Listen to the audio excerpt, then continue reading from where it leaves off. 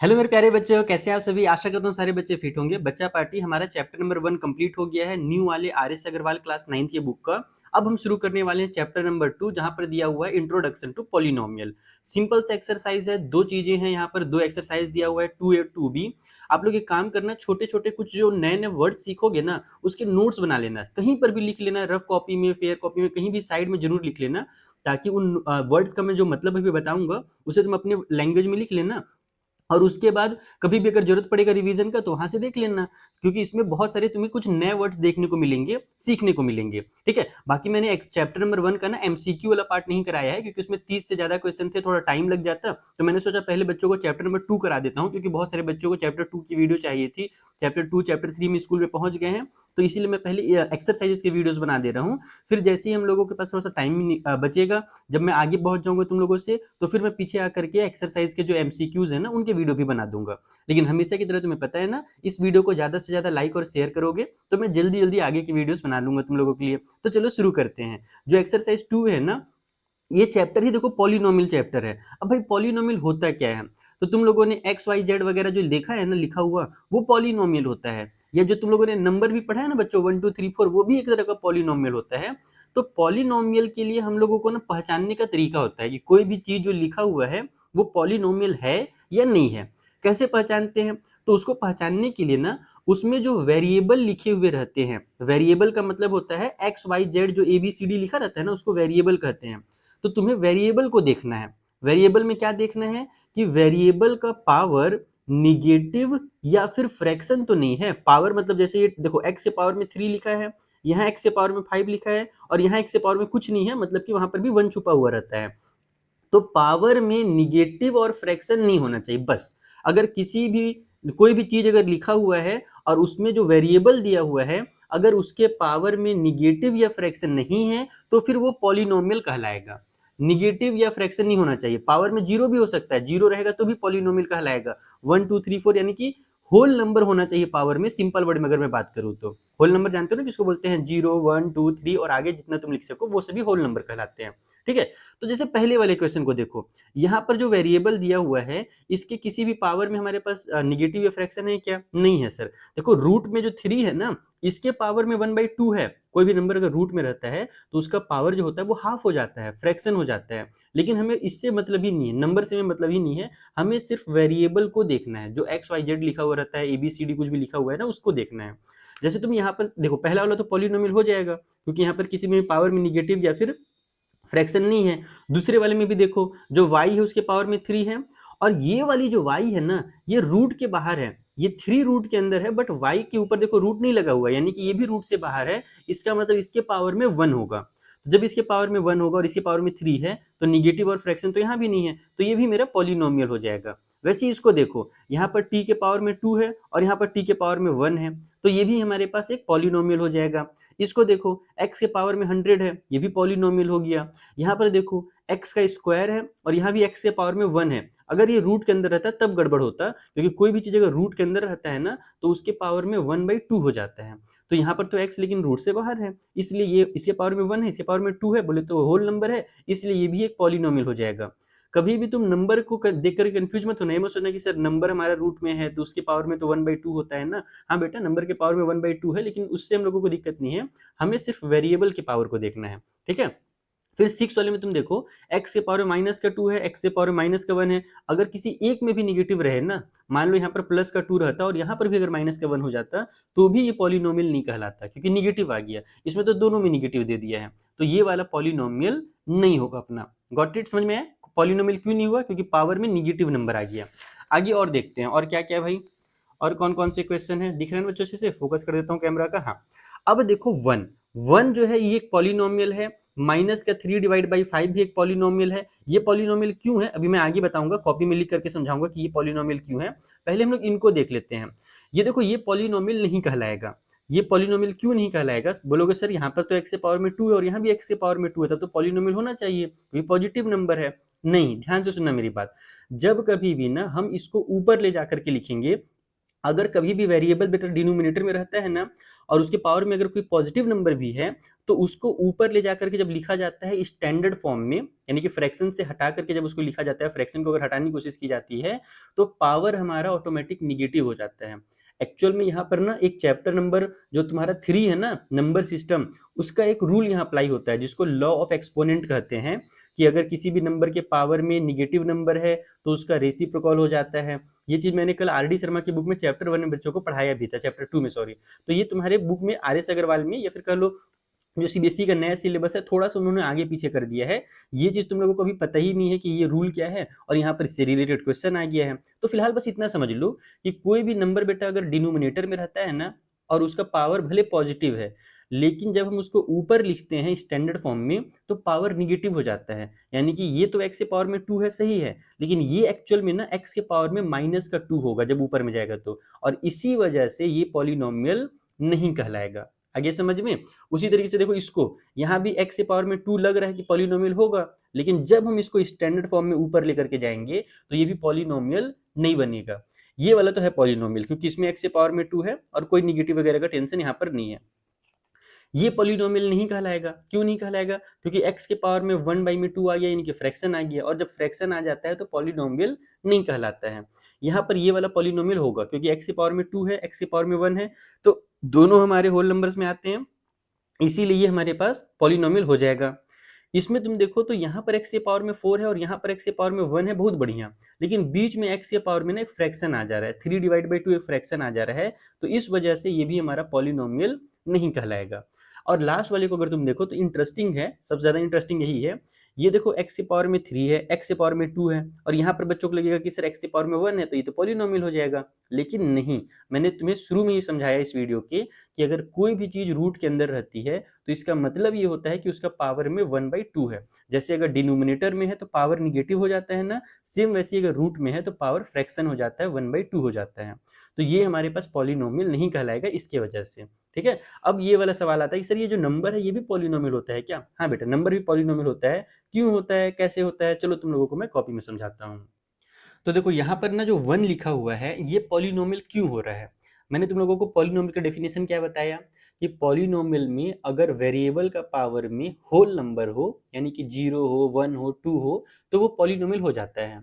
लेकिन यहाँ पर तो कोई वेरिएबल है ही नहीं, ये तो सिर्फ एक नंबर लिखा हुआ है। जब नंबर लिखा रहता है ना तो उसको कांस्टेंट टर्म कहते हैं, तो ये तो एक कांस्टेंट टर्म है, इसमें तो कोई वेरिएबल नहीं है एक्स वाई जेड। लेकिन क्या तुम्हें पता है एक रूल होता है, वो भी तुम लोग चैप्टर नंबर 3 नंबर सिस्टम में पढ़ोगे, लॉ ऑफ एक्सपोनेंट वाले पार्ट में पढ़ोगे, कि अगर किसी भी चीज के पावर में 0 हो ना तो उसकी वैल्यू 1 हो जाती है। जैसे a के पावर में 0 हो तो वैल्यू 1 हो जाएगी, या x के पावर में 0 हो तो उसकी वैल्यू 1 हो जाएगी, या कोई नंबर भी है, मान लो 10 के पावर में भी 0 लिखा है तो उसकी वैल्यू 1 हो जाती है। ठीक है, तो यहाँ पर ये जो 1 है बच्चों ना, इसको मैं ऐसे लिख सकता हूँ, 1 मल्टीप्लाई में x के पावर में 0, या फिर इसको ऐसे भी लिख सकते हैं 1x के पावर में 0, मल्टीप्लाई की साइन हटा करके। तो ये क्या बन गया, एक वेरिएबल के साथ आ गया, जो 1 है वेरिएबल के साथ आ गया, और वेरिएबल की पावर 0 है। मुझे पता है कि भाई इसके पावर में 0 है तो इसकी वैल्यू 1 हो जाएगी, और 1 का 1 से मल्टीप्लाई होकर के 1 ही आंसर आएगा, तो कुछ आंसर में तो चेंज हो नहीं रहा है, तो हम इसको ऐसे लिख सकते हैं। ठीक है, और अगर ऐसे हम लिख सकते हैं, इसका मतलब कि ये पॉलिनोमियल बन गया, क्योंकि वेरिएबल है और वेरिएबल के पावर में होल नंबर है, निगेटिव या फ्रैक्शन नहीं है, इसी वजह से ये पॉलिनोमियल कहलाता है। और जो नंबर वाले पॉलिनोमियल होते हैं बच्चों ना, उनको हम कहते हैं कांस्टेंट पॉलिनोमियल। एक वर्ड भी है नंबर वाले पॉलिनोमियल के लिए, कांस्टेंट पॉलिनोमियल। इसी तरीके से जो अगला वाला क्वेश्चन था इसका, यानी कि जो 8th वाला क्वेश्चन था, उसका भी सेम वही हाल है। वहां पर लिखा हुआ है -3/5। तो ये मैं सोच रहा कि सर निगेटिव भी है, फ्रैक्शन भी है, तो ये पॉलिनोमियल कहाँ से हो जाएगा? इससे हमें मतलब ही नहीं है कि ये निगेटिव या फ्रैक्शन है। हम इसको ऐसे लिख सकते हैं क्या, -3/5 मल्टीप्लाई बाई में x के पावर में 0 लिख सकते हैं ना, क्योंकि इसका वैल्यू 1 हो जाएगा, और 1 का इनसे मल्टीप्लाई होगा तो यही आंसर आएगा, यानी कि आंसर में तो कोई चेंज नहीं आएगा। तो बिल्कुल हम इसको ऐसे लिख सकते हैं, या ऐसे भी लिख सकते हैं -3/5 और बगल में x के पावर में 0। तो यहाँ पर वेरिएबल के पावर में आ गया 0, यानी कि ये भी पॉलिनोमियल बन गया। तो इस तरीके से ये हमारे पॉलिनोमियल कहलाएंगे। आई होप तुम लोगों को इसके सारे के सारे क्वेश्चन जो थे 15 क्वेश्चन समझ में आ गया होगा कि कौन पॉलिनोमियल है और कौन पॉलिनोमियल नहीं है। अब अपन आगे बढ़ते हैं, और जो अगला वाला क्वेश्चन है सेकंड वाला, उसमें हम लोग पॉलिनोमियल के जो नाम है ना वो पहचानते हैं। देखो बच्चों, जैसे तुम लोग ट्रायंगल पढ़े हो ना, ट्रायंगल का नाम दो तरीके से तुम लोगों को पता होगा, एक तो साइड के अकॉर्डिंग नाम होता है, जैसे कि इक्विलैटरल ट्रायंगल होता है, जब हमारा साइड हमारे पास क्या हो, तीनों साइड इक्वल हो तो इक्विलैटरल ट्रायंगल कहते हैं। जब दो साइड इक्वल हो तो आइसोस्केलस ट्रायंगल कहते हैं। जब तीनों साइड अनइक्वल हो तो स्केलन ट्रायंगल कहते हैं। तो साइड के अकॉर्डिंग भी नाम होता है। उसी तरीके से उसी ट्रायंगल का एंगल के अकॉर्डिंग भी नाम हो सकता है। जैसे राइट ट्रायंगल होता है, एंगल के अकॉर्डिंग अगर नाम बोला जाए तो, है ना, एक्यूट एंगल ट्रायंगल होता है, ऑब्ट्यूज एंगल ट्रायंगल होता है। तो जैसे ट्रायंगल के नाम हम दो तरीके से लेते हैं, एक होता है उसके साइड के अकॉर्डिंग और एक होता है उसके एंगल के अकॉर्डिंग। उसी तरीके से जो पॉलिनोमियल है ना, उसमें भी नाम हम लोग दो तरीके से लेते हैं। एक तो होता है उसके पावर के अकॉर्डिंग, जो वेरिएबल का पावर होता है उसके अकॉर्डिंग लेते हैं, और दूसरा होता है उसमें टर्म के अकॉर्डिंग। अब ये जो तुम लोगों से नाम यहाँ पे दिया हुआ है ना, देखो इसमें बोल रहा है identify constant, linear, quadratic, cubic and quartic polynomial. ये जो नाम यहाँ पे लिखे हुए हैं ये पॉलिनोमियल के नाम है। बहुत इजी, मतलब तुम लोग को नाम बस दिख रहा होगा खतरनाक, कुछ दिन में तुम लोगों को याद भी हो जाएगा, बार बार पढ़ोगे ना तो ये नाम ऑटोमेटिक याद हो जाता है बिना याद किए। सबसे पहले तुमसे बोला कि कांस्टेंट वाले पॉलिनोमियल को आइडेंटिफाई कीजिए। अभी मैंने तुम्हें बताया कि जो नंबर वाले पॉलिनोमियल होते हैं वो कांस्टेंट पॉलिनोमियल होते हैं। सॉरी बच्चों, अचानक से थोड़ा कॉल आ गया था इसीलिए मेरा वीडियो रुक गया था। कोई बात नहीं, मैं तुम लोगों को ये समझा रहा था कि ये जो क्वेश्चन नंबर 2 है इसमें हम लोगों को पॉलिनोमियल के नाम दिए हुए हैं, और ये यहाँ पर नाम है। पहला जो कांस्टेंट पॉलिनोमियल है इसके बारे में तुम लोग जान ही चुके हो कि जो नंबर वाले पॉलिनोमियल होते हैं उसको कांस्टेंट कहते हैं। जैसे कि माइनस का 13, ये जो हमारा पॉलिनोमियल है ये कांस्टेंट पॉलिनोमियल है, इसमें कोई दिक्कत नहीं है। अब उसके बाद लीनियर क्या होता है, क्वाड्रेटिक क्या होता है, क्यूबिक क्या होता है और क्वार्टिक क्या होता है, इन्हें समझने से पहले ना तुम्हें थोड़ा सा डिग्री समझना पड़ेगा। डिग्री किसे कहते हैं, देखो यहाँ पर एक क्वेश्चन भी 4th नंबर में डिग्री करके लिखा हुआ है ना। तो डिग्री तुम लोग बचपन से पढ़ते आए हो कि सर जो टेम्परेचर होता है उसको हम डिग्री सेल्सियस में नापते हैं, ये डिग्री होता है। पॉलिनोमियल में डिग्री का मतलब कुछ और है। यहाँ पर डिग्री का मतलब होता है जो वेरिएबल का सबसे बड़ा वाला पावर है उसको डिग्री कहते हैं। जैसे कि इस पॉलिनोमियल में तुम देखो, यहाँ पर x वेरिएबल 3 बार तुम्हें दिख रहा है, एक बार x से पावर में 1 है, एक बार x से पावर में 3 और एक बार x से पावर में 4 है। तो तीनों वेरिएबल में अलग अलग पावर है, ठीक है। तो जो सबसे बड़ा पावर होता है ना वही उस पॉलिनोमियल का डिग्री कहलाता है। तो यहाँ पर x के पावर में 4 है तो इस पॉलिनोमियल की जो डिग्री होगी वो 4 कहलाएगी। ठीक है, इतना समझ में आ गया, वेरी गुड। अब उसके बाद होता है क्या है बच्चों ना, कि अगर डिग्री 1 हो, यानी कि अगर सबसे बड़ा वाला पावर ही 1 हो, तो ऐसे पॉलिनोमियल को लीनियर पॉलिनोमियल कहते हैं। कांस्टेंट किसे कहते हैं, जब पावर में 0 होता है ना, जब x के पावर में हम 0 लिखते हैं तो कांस्टेंट कहते हैं। तो जब पावर में 0 हो तो कांस्टेंट, पावर में जो सबसे बड़ा वाला पावर है अगर 1 है तो उसको लीनियर कहेंगे, और अगर सबसे बड़ा वाला पावर 2 है, 2, तो उस कंडीशन में क्वाड्रेटिक कहेंगे। अगर पावर में हमारे पास 3 है सबसे बड़ा वाला पावर तो क्यूबिक कहेंगे, और अगर सबसे बड़ा पावर 4 है तो उसे क्वार्टिक कहेंगे। तो पहले वाले से समझना शुरू करो, बहुत इजीली समझ में आ जाएगा, बस वर्ड्स को याद रखना पड़ेगा। मैंने शुरू में बोला था ना कि कुछ चीज़ों को लिखते जाना ताकि लंबे समय तक याद रहे, लिखने से याद रहता है चीज़ें। जैसे यहाँ पर तुम देखो ये जो पॉलिनोमियल है इसमें वेरिएबल की पावर 1 है, तो मैंने क्या बताया, अगर 1 रहता है तो लीनियर कहलाता है, तो ये लीनियर पॉलिनोमियल हो जाएगा। यहाँ पर भी जो वेरिएबल है इसके पावर में भी 1 है तो ये भी हमारा लीनियर हो जाएगा। यहाँ पर तुम देखो अलग जैसा दिख रहा है, ये अलग जैसा दिख रहा है, लेकिन दोनों लीनियर है। लीनियर क्यों है, क्योंकि जो वेरिएबल है उसके पावर में 1 है। यहाँ पर तुम देखो माइनस जेड के पावर में 3 है, यानी कि जो पावर है वो हमारा प्लस वाला ही है ना। ये मत सोचना कि सर माइनस में है तब तो ये पॉलिनोमियल नहीं होगा ना, ऐसा मत सोचना। पावर माइनस में नहीं होना चाहिए, नीचे यहाँ पर माइनस वगैरह चलेगा। तो पावर में यहाँ पर 3 है, पहला तो ये पॉलिनोमियल भी है, और जब पावर में 3 रहता है तो उसको कहते हैं क्यूबिक पॉलिनोमियल। ठीक है, यहाँ पर तुम देखो इसमें वेरिएबल के पावर में 1 भी है और वेरिएबल के पावर में 3 भी है, दोनों है, 1 भी है और 3 भी है। तो जो बड़ा वाला पावर होता है वो हमारा कहलाता है डिग्री, यानी कि हम इसको देखेंगे, छोटे वाले को हम नहीं देखेंगे। तो बड़ा वाला पावर 3 है, इसलिए ये भी पॉलिनोमियल हमारा क्यूबिक कहलाएगा। जो सबसे बड़ा पावर रहता है नाम उसी के अकॉर्डिंग रखा जाता है, जैसे घर में जो सबसे बड़े रहते हैं वो जो बोल देते हैं वही होता है ना, तो वैसे पॉलिनोमियल में, जैसे इस वाले पॉलिनोमियल में यहाँ पर 3 भी है, पावर में 1 भी और 4 भी है, तो सबसे बड़ा वाला 4 है, तो 4 के अकॉर्डिंग नाम रखा जाएगा इस पॉलिनोमियल का। और जब पावर में 4 होता है तो उस पॉलिनोमियल को कहते हैं क्वार्टिक पॉलिनोमियल।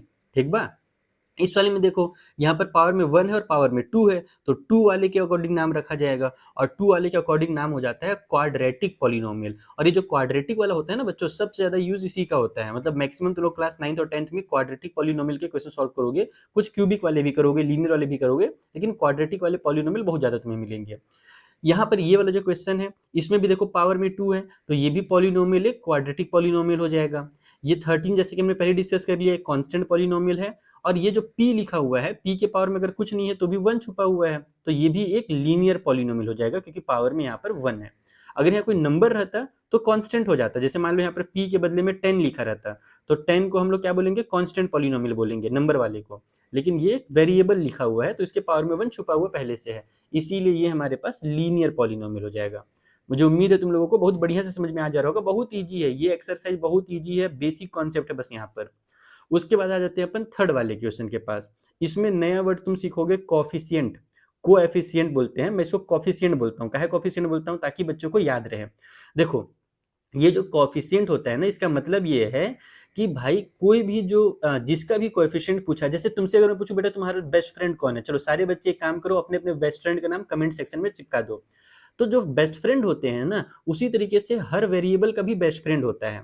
जो वेरिएबल रहते हैं ना, एक्स वाई जेड जो लिखा रहता है, उनका भी बेस्ट फ्रेंड होते हैं जो उनके साथ हमेशा चिपके हुए रहते हैं। जैसे तुम्हारे बेस्ट फ्रेंड तुम्हारे साथ हमेशा चिपके हुए रहते हैं, दिन भर तुम उसके साथ चिपके हुए रहोगे, दिन भर बतियाते रहोगे, पेरेंट डांटते कितना हो रहे हैं, लेकिन तुम थिरथर हो गए हो, दोस्त चाहिए तो चाहिए। बस उसी तरीके से यहाँ पर होता है कि जो भी वेरिएबल के साथ चिपका हुआ नंबर रहेगा वही उसका कोएफिशिएंट कहलाएगा। जैसे x के पावर में 3 बोल रहा है कि भैया बताइए जो कोएफिशिएंट होगा x के पावर में 3 का वो कितना होगा, तो x के पावर 3 ढूंढो, कहाँ पर लिखा हुआ है, यहाँ पर लिखा हुआ है। अब इसके साथ कौन सा नंबर चिपका हुआ है बच्चों, तो ये केवल 5 नहीं है ना, माइनस की साइन भी ध्यान रखना, ये माइनस का 5 कहलाएगा। इसका मतलब कि x के पावर 3 का जो कोएफिशिएंट है वो माइनस का 5 है, बस इसी को कोएफिशिएंट बोलते हैं, जो उसके साथ चिपका हुआ रहे। जैसे इसमें बोल रहा है कि बताइए x के साथ कौन सा नंबर है, जो कोएफिशिएंट है x के साथ वो कौन है, तो यहाँ पर तुम्हें लग रहा होगा कि सर सिर्फ √2 चिपका हुआ है, लेकिन तुम देखो √2 के साथ ये माइनस का 2 भी लगा हुआ है ना, ये दोनों आपस में साथ में है, ध्यान रखना कि ये अलग अलग नहीं है, बीच में मल्टीप्लाई की साइन है, यानी कि ये पूरा का पूरा इकट्ठा है। तो x के साथ माइनस का 2 √2, ये पूरा का पूरा एक नंबर चिपका हुआ है, तो -2 √2 ये इसका कोएफिशिएंट हो जाएगा इस वाले क्वेश्चन में। अगले वाले में बोल रहे हैं कि बताइए x के स्क्वायर का कोएफिशिएंट क्या है, तुम ढूंढो, यहाँ पर x का स्क्वायर तुम्हें दिखेगा ही नहीं, बोलोगे सर x का स्क्वायर तो देवे नहीं किया है। तो जब देवे नहीं किया है ना, तो मैथ्स के लैंग्वेज में जब कुछ नहीं रहता है तो भी वहां पर कुछ ना कुछ रहता है, तो उसको हम बोलते हैं जीरो। यानी कि x के स्क्वायर का अगर कुछ कोएफिशिएंट नहीं भी है तो भी वहां पर हम उसको जीरो लिख सकते हैं, यानी कैसे लिख सकते हैं, यहाँ पर प्लस की या माइनस की साइन लगा करके जीरो, और फिर x के पावर में 2 लिख सकते हैं, तो जीरो का मल्टीप्लाई x के पावर में 2 से होगा तो जीरो ही आ जाएगा, तो उससे कोई आंसर में चेंज भी नहीं होगा, जो पॉलिनोमियल पहले था वही रहेगा बना हुआ।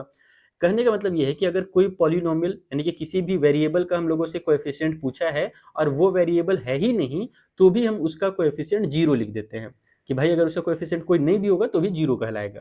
ठीक है, उसके बाद यहाँ पर बोल रहा है x का कोएफिशिएंट बताइए, तो x के साथ कौन सा नंबर चिपका हुआ है, देखो x के साथ माइनस का 2/7 चिपका हुआ है, तो -2 डिवाइड बाई 7 x का कोएफिशिएंट हो जाएगा।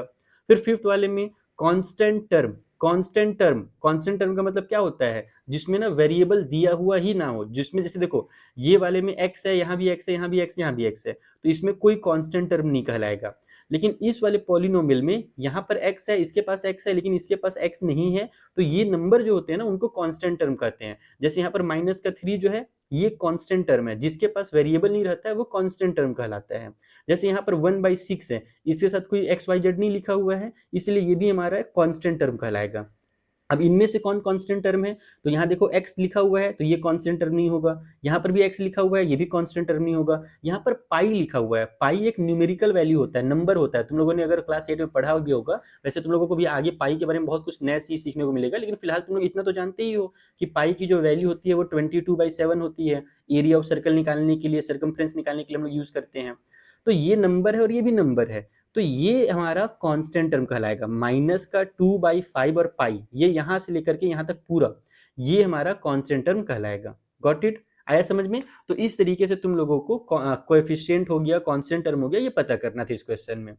अब आते हैं और ज्यादा इंटरेस्टिंग में, और इसको मुझे कॉपी में तुम लोगों को सॉल्व करके सिखाना पड़ेगा, ये तो तुम लोग यहीं पर समझ गए, लेकिन जो डिग्री निकालने वाले क्वेश्चन होते हैं ना, ये थोड़े से कंफ्यूजिंग होते हैं, घुमा कर दिए रहते हैं। ऐसे तुम लोग देखोगे यहाँ पर ना, तुमसे अगर मैं बोलूं बेटा बता तो इसकी डिग्री कितनी होगी, तो बोलेगा सर देखो सबसे बड़ा वाला पावर जो होता है वो डिग्री होता है, अभी आपने यहाँ पर हमें समझाया था, तो x के पावर में 3 है, इसलिए इसकी जो डिग्री होगी ना वो 3 होगी, ऐसा नहीं है। यहाँ पर इसकी डिग्री एक्चुअल में 2 होने वाली है। तुम लोग हैं 2 कैसे हो जाएगी सर? मैं बताता हूँ। अब कॉपी में समझते हैं कि डिग्री होता क्या है। डिग्री होता क्या है तो समझ में आ ही गया कि किसी भी पॉलिनोमियल में जो सबसे बड़ा पावर होता है वो उसका डिग्री कहलाता है। जैसे इस वाले पॉलिनोमियल में सबसे बड़ा पावर 4 है तो इसका डिग्री 4 कहलाएगा। इस वाले में पावर 3 है तो इसका डिग्री 3 कहलाएगा। इस वाले में भी हाईएस्ट पावर 2 है तो इसका डिग्री 2 कहलाएगा। तो उसी तरीके से इसकी कितनी डिग्री है? हाईएस्ट पावर 3 तो दिख रही है, लेकिन क्या 3 इसकी डिग्री है? नहीं है। क्यों नहीं है? आओ कॉपी में समझते हैं। तो देखो ये एक क्वेश्चन दिया हुआ है और इसका डिग्री पूछा गया है। इसको समझने से पहले इसका बेसिक कॉन्सेप्ट समझो। बेसिक अगर तुम्हारे क्लियर होंगे ना बच्चों, बेसिक कॉन्सेप्ट अगर क्लियर है तो मैथ्स बहुत इजी है, मैथ से प्यार हो जाएगा। अगर तुम बस रटने चले जाओगे तो मैथ से कभी प्यार नहीं होगा, डर लगते रहेगा हमेशा। तो मैथ्स को कभी रटना करनी। ठीक है, बेसिक कॉन्सेप्ट क्या है?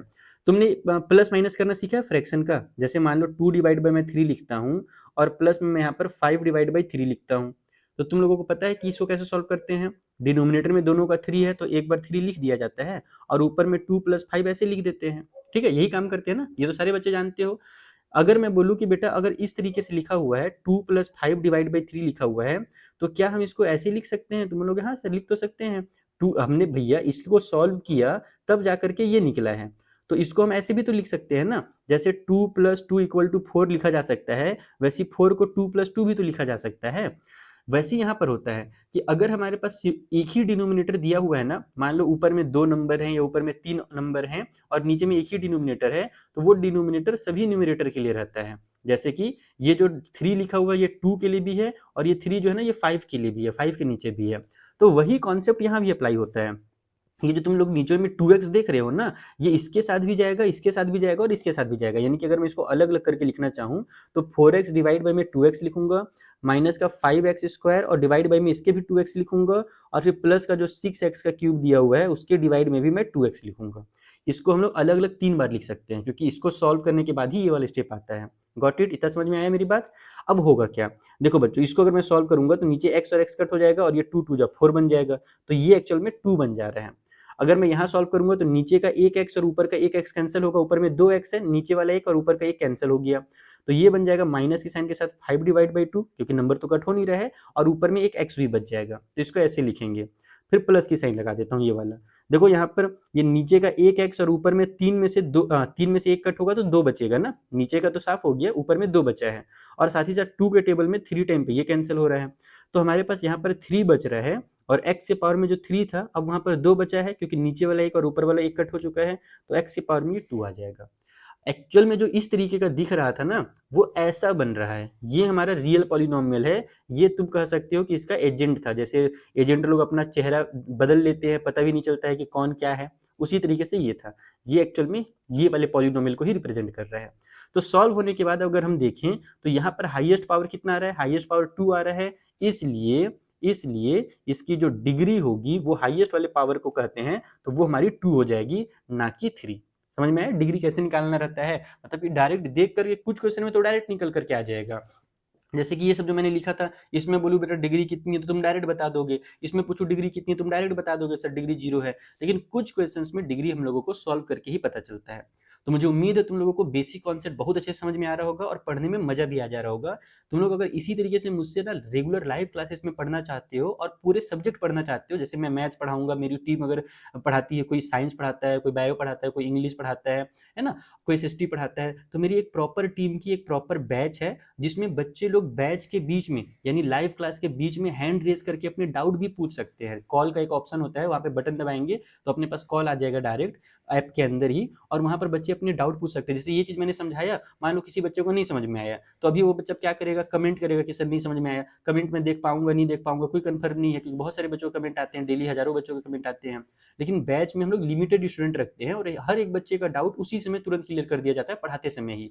तो तुम लोग अगर उस बैच में ज्वाइन होना चाहते हो तो डिस्क्रिप्शन में मैंने लिंक दिया हुआ है, वहां से जाकर के ज्वाइन हो सकते हो। ठीक है, फिलहाल मैं आगे बढ़ता हूँ और जो अगला क्वेश्चन है वो सॉल्व कराता हूँ। और मैं सच्ची बता रहा हूँ, वो जो बैच है ना सबसे बेस्ट बैच है इंडिया का। इंडिया में बहुत सारे बैच मिलेंगे तुमको क्लास 9th के लिए, लेकिन जो हमारा बैच है वो वाकई में बेस्ट है क्योंकि उसमें सबसे बड़ी चीज़ है लिमिटेड नंबर ऑफ स्टूडेंट रखा जाता है और दूसरा हर एक बच्चे के डाउट लिए जाते हैं। और जो तुम बड़े बड़े बैचेस अगर चले जाओगे ना, वहाँ पर तुम्हारे डाउट लिए ही नहीं जाएंगे। जैसे तुम्हें स्कूल में पढ़ा करके बोल दिया जाता है खुद से कर लेना, वैसे ही वहाँ पर भी बैचेस में भी होता है क्योंकि हजारों बच्चे रहते हैं एडमिशन में, हजारों बच्चे लाइव पढ़ते रहते हैं उन बैचेस में, तो टीचर किसका किसका डाउट ले पाएगा बेचारा। लेकिन हम लोग अपने बैच में लिमिटेड नंबर ऑफ स्टूडेंट रहते हैं और जो बैच की प्राइस है वो भी मिनिमम है 2499, सिर्फ और सिर्फ 2499 में तुम पूरे साल भर हमारे बैच में पढ़ सकते हो। ठीक है, तो लिंक मैंने दिया डिस्क्रिप्शन में, जाकर के ज्वाइन कर लेना। फिलहाल मैं आगे बढ़ता हूँ, जो अगला क्वेश्चन इसी का सेकंड वाला पार्ट है उसे सॉल्व करता हूँ। देखो जो अगला वाला क्वेश्चन है ना, फिर से यहाँ पर कुछ बच्चों को थोड़ा सा कंफ्यूजन हो सकता है अगर तुम लोगों ने बेसिक कॉन्सेप्ट अपने नहीं क्लियर किए हैं तो। बाकी जो चैप्टर नंबर 3 में लॉ ऑफ एक्सपोनेंट दिया हुआ है ना, वो एक्सपोनेंट वाला रूल यहाँ पर भी लगेगा। रूल क्या कहता है कि देखो भाई, यहाँ पर दिखने के लिए तो ऐसा लग रहा है कि एक्स के पावर सॉरी वाई के पावर में हमारा 3 जो है ये डिग्री है, लेकिन ऐसा नहीं है। हम यहाँ पर ब्रैकेट ओपन करके पहले से सॉल्व करेंगे, और सॉल्व करने के बाद जो पावर आएगा ना उसको डिग्री कहते हैं। तो देखो यहाँ पर बच्चों y का स्क्वायर है, इस y के स्क्वायर से इस y का मल्टीप्लाई होगा, यानी कि यहाँ पर 2y है और उसका 1y से और मल्टीप्लाई हो जाएगा, तो टोटल 3y बन जाएंगे, जिसको हम कहते हैं y के पावर में 3। ठीक है, इसका इससे मल्टीप्लाई होगा तो y के पावर में 3 आ जाएगा। माइनस की साइन है वो लगा लो। अब यहाँ पर देखो y के पावर में 2 है और यहाँ पर y के पावर में हमारे पास 3 है। इसको कैसे सॉल्व करते हैं सर? तो एक रूल होता है कि अगर बेस हमारा सेम हो ना तो पावर आपस में ऐड हो जाते हैं। बाकी तुम इसको ऐसे भी समझ सकते हो कि 3 है और यहाँ पर 2 है, तो मिलकर के कितने हो जाएंगे? 5 हो जाएंगे। इसका ऐसे मल्टीप्लाई नहीं होता, ये मत सोचना कि सर 3 2 6 होगा क्या। नहीं बेटा, ऐसा नहीं होता है। ये एक रूल होता है कि a के पावर में अगर m है और a के पावर में अगर n है ना, तो a के पावर में m प्लस n कर दिया जाता है, यानी पावर को ऐड कर दिया जाता है अगर हमारा बेस सेम टू सेम है। तो ये चैप्टर नंबर 3 में तुम लोग सीखोगे। नहीं पता क्या है चैप्टर को आगे पीछे किया गया है, ये क्वेश्चन ये वाला रूल बच्चे पहले सीखते तब ना ये क्वेश्चन को बनाते हैं। लेकिन जैसा कि तुम जानते हो सीबीएसई महान है, महान हस्तियों का टीम है सीबीएसई, तो भैया वो ऐसे उल्टे सीधे काम करते हैं। तो फिलहाल के लिए तुम बस ये समझ लो कि इनको ऐड करेंगे तो पावर में अपने पास 5 आ जाएगा, और जब पावर में 5 आ जा रहा है इसका मतलब कि इसकी जो डिग्री होगी वो कितनी हो जाएगी? इसकी डिग्री बेटा 5 हो जाएगी। जो 3 दिख रही थी ना वो 3 थी नहीं, एक्चुअल में इसकी डिग्री हमारी 5 है। ठीक, गॉट इट? समझ में आ गया इस क्वेश्चन में भी? चलो अगला वाला जो क्वेश्चन है उसे भी ऐसे सॉल्व करें।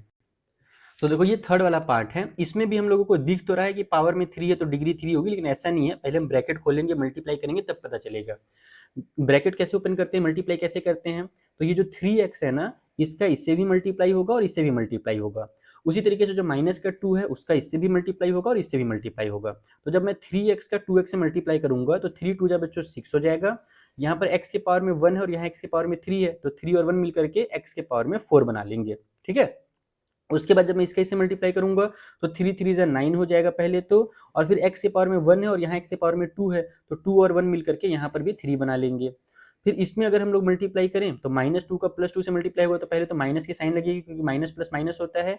2 2 जा हो जाएगा 4, और यहाँ पर जो x के पावर में 3 है वो एज इट इज उतर जाएगा, क्योंकि इधर कोई भी x का पावर नहीं है। वैसे ही इसका भी मल्टीप्लाई होगा तो माइनस प्लस माइनस हो जाएगा, 3 2 जा 6 हो जाएगा और x का स्क्वायर उतर जाएगा। अब तुम इन सभी में देख सकते हो एकदम क्लियरली दिख रहा है कि जो सबसे बड़ा वाला पावर है वो हमारे पास 4 है। इसका मतलब ये हुआ कि जो इसकी डिग्री होगी वो हमारी 4 हो जाएगी। Got it? समझ में आया? तो ऐसे सॉल्व करना पड़ेगा तुम लोगों को भी। इसके बाद जो फोर्थ वाला क्वेश्चन है वो तो तुम लोग आराम से समझ जाओगे, इसमें तो कुछ है ही नहीं। माइनस का 1 डिवाइड बाई 2x लिखा है और प्लस का 3 लिखा है, तो x के पावर में कुछ भी नहीं लिखा है, यानी कि वहाँ पर 1 छुपा हुआ है, तो इसकी जो डिग्री होगी वो डायरेक्टली हमारी 1 हो जाएगी। ठीक है, यहाँ पर डिग्री 1 हो गया, इसका खेल खत्म। अगला जो फिफ्थ वाला क्वेश्चन है उसमें एक नंबर लिखा हुआ है बच्चों, माइनस का 8 लिखा हुआ है, और हम जानते हैं कि जो माइनस का 8 है उसको हम -8 मल्टीप्लाई x के पावर में 0 लिख सकते हैं। ये मैंने तुम्हें क्वेश्चन नंबर 1 के 7th और 8th पार्ट में समझा चुका हूँ पहले ही। तो यहाँ पर हमारे पास अगर पावर में 0 आ रहा है वेरिएबल का, इसका मतलब क्या हुआ? इसका मतलब ये हुआ कि इसकी जो डिग्री होगी वो 0 हो जाएगी। अब एक लास्ट में बच रहा है, इसको भी सॉल्व कर लेते हैं। ये इंटरेस्टिंग है, लास्ट वाला थोड़ा सा इंटरेस्टिंग है, यहाँ पर सॉल्व करता हूँ बगल में। कौन सा है? ये 6 नंबर का क्वेश्चन है। इसमें ये कहा गया बच्चा पार्टी, दिख रहा है ना क्लियरली? हाँ, वीडियो में कोई दिक्कत नहीं है। x के पावर में माइनस का 2 है और ब्रैकेट के अंदर में x के पावर में 4 है और प्लस में x के पावर में 2 है। आखिर इसको कैसे सॉल्व किया जाता है? मल्टीप्लाई यहाँ भी होगा, लेकिन जब पावर्स को हम ऐड करेंगे, देखो x का x से मल्टीप्लाई होगा ऐसे, पावर को तुम अगर ऐड करोगे तो यहाँ -2 और प्लस का 4 है। देखो जैसे इधर हम लोग ऐड कर रहे थे तो 1 और 3 मिलकर के 4 बन जा रहा था ना, क्योंकि दोनों प्लस में थे। बट यहाँ पर अगर तुम ऐड करो तो तुम ही लोग सोचो कि अगर हम -2 में +4 ऐड करते हैं तो वो तो प्लस का 2 आंसर आ जाता है, प्लस माइनस माइनस हो जाता है। भले ऐड कर रहे हैं लेकिन माइनस हो जाता है, जब एक में प्लस का साइन है दूसरे में माइनस का साइन रहता है तो, और जो बड़े नंबर में साइन रहता है वो उतर जाता है। तो यहाँ पर एक्चुअल में ना ये हो जाएगा, इसका इससे मल्टीप्लाई होकर के x के पावर में 2। ठीक है, और उसी तरीके से जब इसका इससे मल्टीप्लाई होगा तो -2 और +2 आपस में क्या हो जाएंगे, टकराएंगे, तो मानिए प्लस होंगे, तो -2 और +2 को जब तुम करोगे -2 +2 ऐसे लिखोगे तो ये माइनस और प्लस कैंसिल होकर के जीरो बन जाएगा, यानी कि x के पावर में जीरो आ जा रहा है। तो ये सॉल्व होकर के इस तरीके से लिखा रहा है। तो डिग्री हर बार बड़ी नहीं होती है, कई बार छोटी भी हो जाती है, जो दिखती है उससे छोटी भी डिग्री आ जाती है। तो यहाँ पर डिग्री हम लोगों को पता चल गया कि छोटा हो चुका है, और कितना छोटा हो गया, तो 2 बन गया है, तो डिग्री 2 हो जाएगा, और यही हमारे क्वेश्चन का आंसर हो जाएगा। अब मुझे उम्मीद है तुम लोगों को डिग्री बहुत अच्छे से समझ में आ गया होगा। अब ना एक काम करते हैं, एक नया टाइप का जो पॉलिनोमियल है वो तुम लोगों को मैं समझाता हूँ। देखो यहाँ पर, और हाँ, तुमने अगर टेलीग्राम ज्वाइन नहीं किया होगा ना बच्चों, तो टेलीग्राम भी ज्वाइन कर लेना, क्योंकि मैं तुम्हें बहुत सारे जो नोट्स हैं फ्री ऑफ कॉस्ट टेलीग्राम पे पीडीएफ के फॉर्म में प्रोवाइड कराते रहता हूँ, क्वेश्चन पेपर वगैरह। तो टेलीग्राम का लिंक भी तुम्हें डिस्क्रिप्शन में मिल जाएगा, वहाँ से ज्वाइन कर सकते हो। ठीक है, नहीं मिलेगा अगर डिस्क्रिप्शन तुम्हें ढूंढना ना आता हो तो कमेंट में मुझसे मांग लेना, वहाँ दे दूंगा। देखो बच्चों, अभी तुम लोगों ने ना जो क्वेश्चन नंबर 2 में क्वेश्चन देखे थे, लीनियर, क्वाड्रेटिक, कांस्टेंट, ये जो तुमने नाम देखा था, ये नाम हमने किस अकॉर्डिंग रखा था, पावर को देख करके रखा था ना, कि जो सबसे बड़ा पावर होता है उसके अकॉर्डिंग ये नाम होता है, यानी कि डिग्री के अकॉर्डिंग ये नाम थे। ठीक है, अब यहाँ पर जो चीजें लिखी हुई है ना, मोनोमियल, बायनोमियल, ट्राइनोमियल, ये भी हमारा पॉलिनोमियल ही है, ये भी पॉलिनोमियल का नाम है। और ये जो नाम होता है वो टर्म के अकॉर्डिंग होता है। बोलोगे ये टर्म का होता है सर, आउट टर्म समझाता हूँ। देखो, जब कभी भी बीच में किसी भी दो चीजों के बीच में प्लस वाला साइन या माइनस का साइन लगता है ना, तो वो दो चीजों को अलग अलग टर्म में बांट देता है। जैसे यहाँ पर x एक टर्म है और माइनस का 7 एक टर्म है, तो यहाँ पर ये दो टर्म कहलाएंगे। ये कितने टर्म है, इसमें दो टर्म है, क्योंकि बीच में प्लस की साइन लग गई है। यहाँ पर लेकिन मल्टीप्लाई है, x और y के बीच में मल्टीप्लाई है, इसलिए दोनों चिपके हुए हैं। तो अगर मल्टीप्लाई या डिवाइड की साइन लगी रहती है ना, तो चीजों को चिपकाने का काम करती है। तो ये दोनों अलग अलग टर्म नहीं कहलाएंगे, ये 6 और y अलग अलग नहीं कहलाएगा, ये एक ही में कहलाएगा। तो इसको हम वन टर्म कहेंगे कि ये एक टर्म है। उसी तरीके से यहाँ पर ये जो z है ना, ये एक टर्म कहलाएगा। उसके बाद यहाँ देखो 1 2 3 टर्म है, क्योंकि यहाँ पर बीच में माइनस माइनस की साइन लगी हुई है, तो ये अलग हो गया, ये अलग हो गया और ये अलग हो गया, तो इसमें ये 3 टर्म कहलाएगा। समझ में आ रहा है मेरी बात? उसी तरीके से जैसे इस वाले को समझाता हूँ, ये और अच्छे से तुम्हें समझ में आएगा। यहाँ पर देखो ये 2x जो है ना, ये अलग अलग नहीं है, चिपका हुआ है, तो ये सिंगल टर्म कहलाएगा। 2x एक टर्म हो गया, माइनस का 3 एक टर्म हो गया, और x का क्यूब एक टर्म हो गया। तो टोटल यहाँ पर हमारे 3 टर्म है। इस तरीके से हम टर्म को काउंट करते हैं। जैसे यहाँ पर ये √3 एक टर्म है, ये माइनस का 2√2 और x तीनों चिपके हुए हैं आपस में, तो ये पूरा का पूरा एक टर्म कहलाएगा। ये एक टर्म हो गया, ये एक टर्म हो गया, और 6x का स्क्वायर चिपका हुआ है, तो ये भी एक टर्म कहलाएगा। तो 1 2 3 टोटल 3 टर्म यहाँ पर भी हो गया। तो टर्म के अकॉर्डिंग नाम जब हम रखते हैं तो उनको कहा जाता है मोनोमियल, बायनोमियल और ट्राइनोमियल। मोनोमियल में जब एक टर्म होता है तो उसको मोनोमियल कहते हैं, जब दो टर्म होता है तो बायनोमियल कहते हैं, और जब 3 टर्म होता है उसको ट्राइनोमियल कहते हैं। तो अब हम लोगों को एग्जाम्पल देना है कैसे मोनोमियल का जिसका डिग्री 5 हो। तो बहुत सारे एग्जाम्पल हो सकते हैं, जरूरी नहीं कि जो मैं लिखूंगा तुम वही लिखो, या जो तुम्हारे बुक में दिया है वही लिखना है, बिल्कुल भी नहीं। तुम इसका एग्जाम्पल अपने से बना सकते हो। चलो मैं कॉपी में समझाता हूँ कैसे बनता है। तो देखो, जो पहला वाला पार्ट है उसमें हम लोगों को कहा गया है कि एक एग्जाम्पल दीजिए एक मोनोमियल का जिसकी डिग्री 5 होनी चाहिए। इसके इनफाइनाइट एग्जाम्पल्स हो सकते हैं बच्चों। मैं स्टार्ट कर रहा हूँ, तुम लोग भी काम करना, कमेंट में अलग अलग आंसर तुम लोग भी लिखना। मुझे देखना है कि क्या सारे बच्चों को ये समझ में आया या नहीं समझ में आया। जैसे देखो, मान लो मैंने लिखा x और x के पावर मैंने 5 लिख दिया, तो ये एक मोनोमियल हो गया जिसका डिग्री 5 है। या मान लो मुझे धोनी पसंद है, तो मैं थाला फॉर अ रीजन 7 लिख देता हूँ। साथ ही साथ मेरा नाम जो है वो ए से शुरू होता है, तो मैं यहाँ ए लिख देता हूँ एज अ वेरिएबल। जैसे यहाँ एक्स लिखा था वहाँ ए लिख दिया, और फिर इसके पावर में भी मैं 5 कर देता हूँ। तो ये दो टर्म नहीं होंगे, ये भी सिंगल टर्म होगा। जब बीच में प्लस या माइनस की साइन होती है ना, तब दो अलग अलग टर्म होते हैं। अब ये चिपक गया है, मल्टीप्लाई हो गया है, तो 7a हमारा सिंगल टर्म होगा और पावर में 5 है, तो ये हमारे पास मोनोमियल भी हो गया और इसकी डिग्री भी हमारी 5 हो जाएगी। उसी तरीके से मान लो किसी बच्चे का नाम है, क्या नाम ले सकता हूँ मैं, किसी बच्चे का नाम है मोटू पतलू। नहीं यार, मोटू पतलू तो कार्टून कैरेक्टर है। टॉम एंड जेरी नहीं, टॉम एंड जेरी भी नहीं चलेगा। छोटा भीम, मान लो किसी बच्चे का नाम भीम है, तो भीम शुरू होता है बी से, तो वो बच्चा बी लिख दे और इसके पावर में 5 लिख दे, बस। ये भी एक मोनोमियल है जिसकी डिग्री 5 हो गई। तो ऐसे तुम लोगों को फन वे में पढ़ना है, मतलब कि ऑटोमेटिकली तुम्हारे आंसर निकल करके आने चाहिए, रटना बिल्कुल भी नहीं है। Got it? समझ में आ गया? सेकेंड वाला देखो, सेकेंड वाले में बोला गया है कि बायनोमियल लिखिए, एक बायनोमियल लिखिए जिसकी डिग्री कही गई है कि जो डिग्री हो ना भाई वो 8 होनी चाहिए। बायनोमियल यानी कि दो टर्म होने चाहिए। जैसे फिर से मैं शुरू करता हूँ, थाला फॉर अ रीजन 7 मैंने लिखा, नंबर 1 मैं प्लस की साइन लगा देता हूँ और मेरा नाम शुरू होता है ए से, तो मैंने ए लिख दिया, तो ये बन गया बायनोमियल। एक ये टर्म है और एक ये टर्म है, दो टर्म हो गए, और मैं यहाँ पर ए के पावर में 8 लिख दे रहा हूँ। बन गया, एक बायनॉमियल बन गया जिसकी डिग्री 8 है, क्योंकि हाईएस्ट पावर 8 है, खत्म खेल।